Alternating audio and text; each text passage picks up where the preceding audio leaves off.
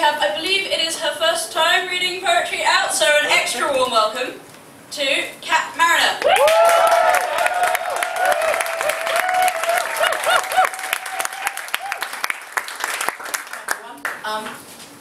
I know that some people here are, they're not taking this as seriously as I might like to.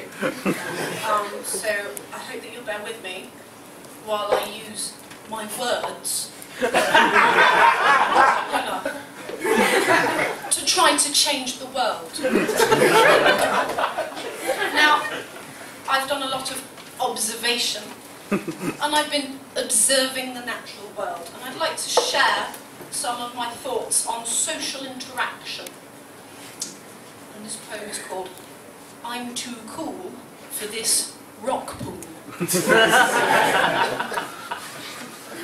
A rock rolls sideways, waves washing the hair of a slim, slick thing, clinging to a smooth pebble worn by rain and tide and time. Nearby, clacking pincers click the tricky rhythms of the latest hit bubbling from an old-time jukebox. Tiny coral comb flicks back a quiff. Old fish look on, disapprove, and sniff. Shield your eyes, plankton! The 1,000 natural shocks this dive bar's seen from eels and krill and foxfish. Heavy mussels weighing in from deeper waters. Urchins spiking drinks and breaking hearts. Nothing compares to him. But he don't care. This hard-shelled horror's no one's fool. He knows this crab's too cool for this rock pool. It's not meant to be funny. Well, anyway, I was thinking about music and the way people define themselves in kind of different social groups. It's really important to define yourself musically if you want to be cool.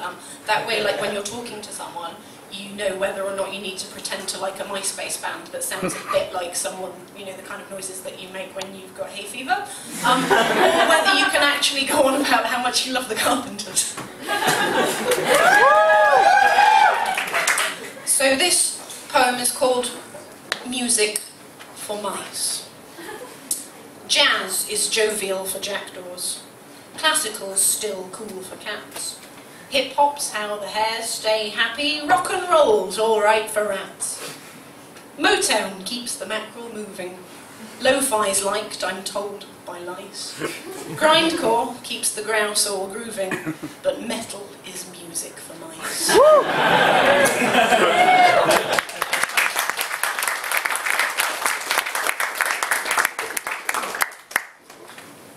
Thank you. I work in an office, like I'm sure a lot of people do. Yeah.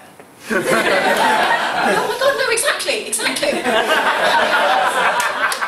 Finally. But it does sometimes like totally get me down. So I kind of like to express my displeasure to my colleagues in a kind of, well, I think of it as non-offensive, they say it's passive-aggressive. But I like to email poems to them. And this is called Who's Been At My Post-it Notes.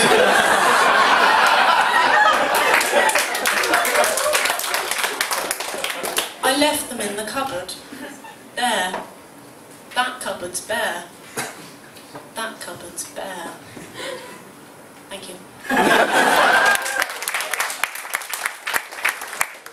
On the subject of, well, passive-aggressive behaviour, I suppose, I'm not very good at telling people how I feel, so again, I like to use my words to express maybe some sort of, you know, unwelcome sentiments, such as when one of your very good friends gives you something for a birthday or for Christmas, and you're not really quite sure what they were thinking. And this poem is called Seriously, ma'am, what the hell is this? My friend, I love thee. More than Friday nights, more than a lion, more than ice cream's kiss, more than the countless stars' infinite lights. So tell me, friend, why didst thou buy me this? It seems to have a face, or are those legs? These stripy bits, are they supposed to bend? I think I understand the wooden pegs, but why the knobbly bits at either end? Is this some kind of folk art? Where's the skill in gluing that fake fur onto a bat? Does it go on the bathroom windowsill?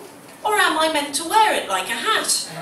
Your gift embodies friendships, hopes and fears, but please don't blame me if it disappears. And this is my final poem this evening, and I'd like to thank you all for taking this so seriously. Just talking about, you know, the wrong thing in the wrong place, it can have drastic consequences. I think there's a lesson for all of us in this. So I'd like to read my next and final poem, which is entitled Office Horse, brackets, you don't belong, close brackets.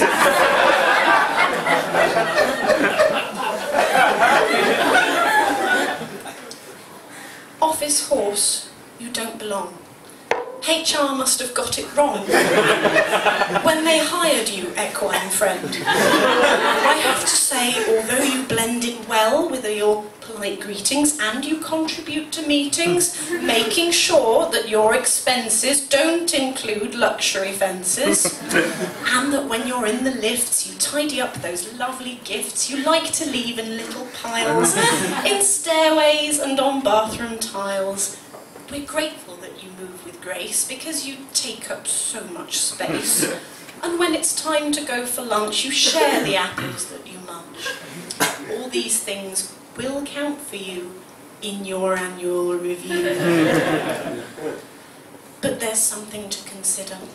Even though you have delivered increased sales, brand new clients, revolutions in sales science, sensible interpretation of health and safety legislation, counselled colleagues through divorce, the fact remains, you are a horse.